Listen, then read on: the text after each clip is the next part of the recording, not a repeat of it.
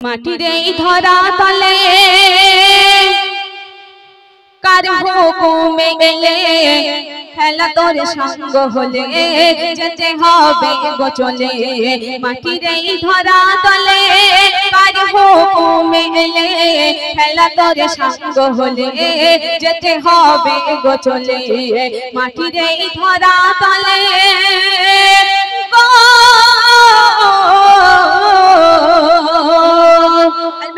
জগৎ সম্পর্কে সেই নিচে শুনবেন। আলমেয়ারাতে ওই বিনা কায়াতে সে রোহ জগতে সব ছিলাম একসাথে।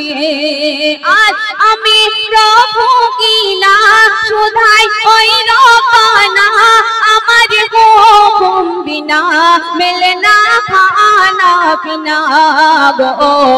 বলেছি সবাই মিলে যাব না তোমায় ভুলে, বলেছি সবাই মিলে যাব না তোমায় ভুলে। ওয়াদা করে এলে কেমনে গেলে ভুলে। মাটির এই ধরা তলে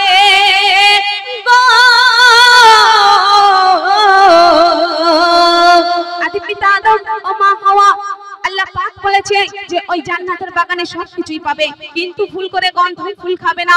আদি পিতা আদম ও মা হাওয়া ওই জান্নাতের বাগানে গিয়ে গন্ধম ফুল খেয়েছিলেন শয়তানের ধোঁকায় পড়ে। আল্লাহ পাকের একটি বাহানা ছিল, যখন ওই আদি পিতা আদম ও মা হাওয়া ওই জান্নাতের বাগানে গিয়ে গন্ধম ফুল খাচ্ছিলেন, আল্লাহ পাক চাইলে তাদেরকে বাধা দিতে পারতেন। কেন দেননি? ওই আদি পিতা আদম মা হাওয়া ওই জান্নাতের বাগানে গিয়ে গন্ধম ফুল খাবে, আর তাদের ওসিলায় এই আসমান জমিন কুল কায়নাত সবকিছুই সৃষ্টি হবে। সেই সম্পর্কে শাইন কি লিখতে শুনবেন। আদি পিতা আদম শোনো খোদার কসম, আদি পিতা আদম শোনো খোদার কসম, যদি না খেতো গন্ধম হতো না ভুবন সৃজন। আজ শোনো ও মুমিনা আল্লাহ রব্বানা সাজাতে কায়না করে বাহানা গো।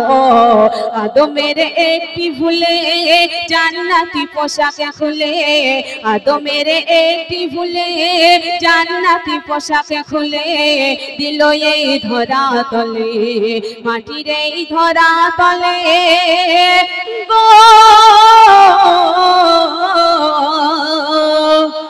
কিয়ামতের এমন একদিন আসবে যেদিন আজই আমি রুবিনা পারবিন আপনাদের এখানে গজল গাইতে এসেছি।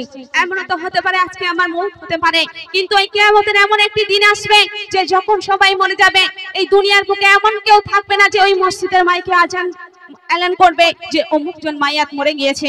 তো সেই সম্পর্কে শাইন কি লিখতে শুনবেন।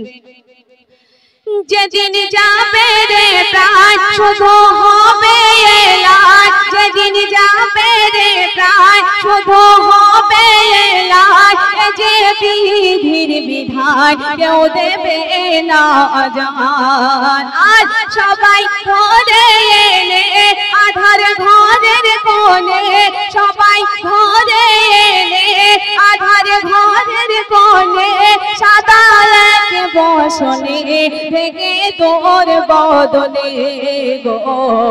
নিঃশ্বাস বন্ধ হলে পোশাক নেবে খুলে, নিঃশ্বাস বন্ধ হলে পোশাক নেবে খুলে, কাঠের এই দোলায় দুলে যাবি রে হেলে দুলে। মাটির এই ধরা তলে গো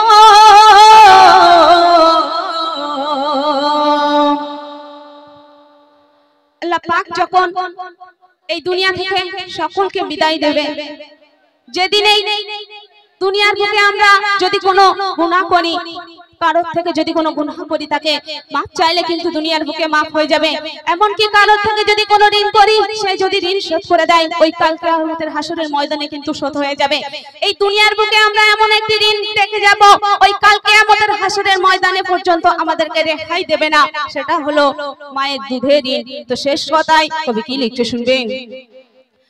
কবরে নিশিদি কবি সঙ্গী বিহীন, কবরে নিশিদি হবি সঙ্গী বিহীন বাকি দুধের ঋণ ওরে রুবি না পাবি আর যেদিন আসবে সময় শোন খোদার কসম যেদিন আসবে সময় শোন খোদার কসম কেউ হবে না আপন ওরে শামসুল আলম গো নিঃশ্বাস বন্ধ হলে পোশাক নেবে খুলে নিঃশ্বাস বন্ধ হলে পোশাক নেবে খুলে কাঠের এই দোলায় দোলে যাবি রে হেলে দুলে কবরে কি যে হবে